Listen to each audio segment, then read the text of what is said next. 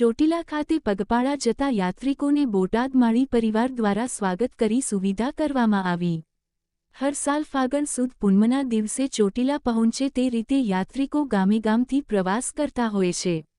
ત્યારે છેલ્લા 12 વર્ષથી ભાવનગર જિલ્લાના પિથલપુર ગામથી ચોટીલા પગપાળા યાત્રાળુઓ નીકળે છે અને આ પગપાળા યાત્રાળુઓને બોટાદમાં આવેલ માળી પરિવાર દ્વારા ભોજન તથા ચા પાણી નાસ્તો તથા અન્ય સુવિધા કરવામાં આવે છે। ત્યારે આજે 13મા વર્ષે પણ પિથલપુર ગામથી ચોટીલા જતા આશરે 700 જેટલા યાત્રાળુઓ બોટાદ મુકામે આવી પહોંચ્યા હતા।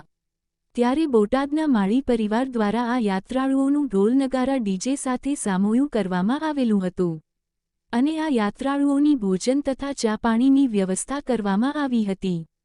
બોટાદના માળી પરિવાર દ્વારા છેલ્લા 12 વર્ષથી આ યાત્રાળુઓની સેવા કરવામાં આવી રહી છે।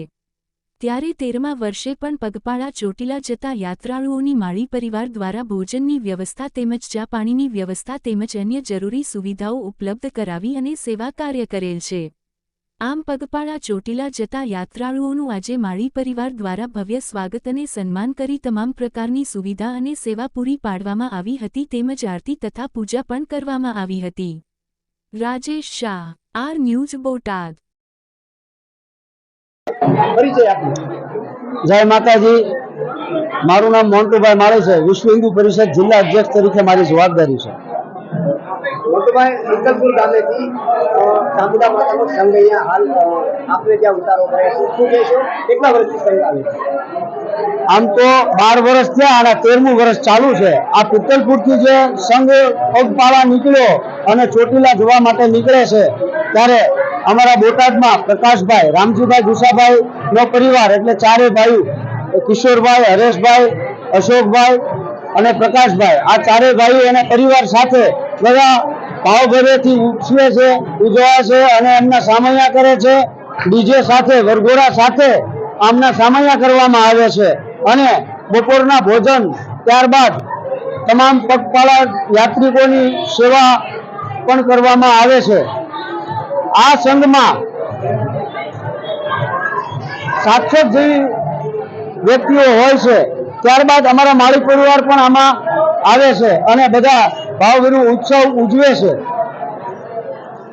બીજું મારું કહેવાનું એવું છે, અત્યારે હાલમાં જ્યારે હિન્દુ સમાજ જાગૃત થયો હોય, પ્રયાગરાજમાં હોય કે દ્વારકા હોય, ચોટીલા હોય, એટલું બધું માનવ મેરામણ ઉમટી રહ્યું છે ત્યારે આજ આનંદ અને હર્ષ ઉલ્લાસ થાય છે કે હિન્દુ સમાજ જાગૃત થયો હોય અને ભારે ઉત્સાહથી આ ધાર્મિક સ્થળોમાં ભાગ લેતા હોય એવું આજે દેખાઈ આવે છે અને અમારો પરિવાર પણ માળી પરિવાર કેમ બાકી રહી જાય એટલે ખાસ કરી અમે પણ આ સંઘમાં ભાગ ભજવી છીએ અને ભારે ઉત્સાહથી લેવી છીએ। જય માતાજી।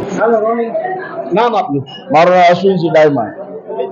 કેટલા વર્ષથી સંઘ આવે છે, ક્યાંથી આવે છે, ક્યાં જાય છે? આ સંઘ છેલ્લા 13 વર્ષથી ભાવનગર પિથલપુર ગામ છે થોડી પાસે ત્યાંથી પગપાળા ચાલે અને મહા ચામુંડાના ગામ ચોટીલા જઈ રહ્યો છે। કેટલા વર્ષથી અહીંયા સંઘ અહીંયા 13મું વર્ષ છે। 12 વર્ષ પૂરા કરી 13મા વર્ષમાં આજે પ્રકાશભાઈ માળીના ઉતારો છે, જ્યાં બપોરનો ઓડ છે જમવાનો, ત્યાં રોકાણો છે અમારો। લોકોને શું સંદેશો આપો? લોકોને સંદેશો એટલો આપી છે કે ભાઈ માતાજીના કામમાં, ધર્મના કામમાં જ્યાં હાકલ પડે ને હાલ આપણે હાજર રહેવું જોઈએ। હિન્દુ ધર્મ પ્રમાણે માતાજીનું હોય, ભગવાનનું કામ હોય, હિન્દુ ધર્મ પ્રમાણે માતાજીની હાકલ પડે ને આપણે હાજરી આપણી હોવી જોઈએ હિન્દુ ધર્મ પ્રમાણે। ગોદરિયા ક્યાંથી આ સંઘ આવે છે અને ક્યાં જવાનું? પિથલપુરથી આવે છે અને ચોટીલા જાય છે। કેટલા વર્ષથી આ સંઘ? હું 6 વર્ષથી આવું છું। આપને કેવું લાગે? બહુ સરસ લાગે અમને। બધા ભક્તો હાસવે છે અને અમારા કુળદેવીની કૃપા છે। લોકોને કેવો સંદેશો આપો? સંઘો બહુ સરસ આપે છે। આ અમારા બહુ નિરાશ છે, આનંદ બહુ આવે છે અમને અહીંયા। બોલી થી માળી અને અહીંથી ને અમારે પિથલથી આવે છે માતાજીનો સંઘ। અમને બહુ સારું લાગે છે, માતાજીની દયા છે અને અમે ભાવભર્યું આમંત્રણ આપીએ છીએ બધાને અને બધાની સેવા પણ અમને સરસ મળે છે અને અમે ભાવ ભક્તિથી બધાને પ્રસાદી પણ લેવાનું કહીએ છીએ અને બધા અમને સાથ સહકાર પણ સારો આપે છે। કેટલા વર્ષથી અહીંયા સંઘ આવે છે? 12 વર્ષથી આવે છે અને આ 13મું વર્ષ બેઠું છે અને અમને બહુ સારું લાગે છે। ક્યાંથી આવશે અને ક્યાં જવાનું? પિથલ ગામથી આવે, ભાવનગર પાસે રહ્યું ને અને ચોટીલા જશે। માતાજી વિશે લોકોને કેવો સંદેશો આપો? માતાજી લોકોને અમે એમ કહીએ છીએ કે માતાજીનું ભાવભર્યું આમંત્રણ છે અને અમારા ઉપર કૃપા રાખે, આશીર્વાદ રાખે અને કાયમ અમારી ઉપર આશીર્વાદ રાખે અને અનુદ્રષ્ટિ રાખે અને સાથ સહકાર બધા આપે અને માતાજીની દયા.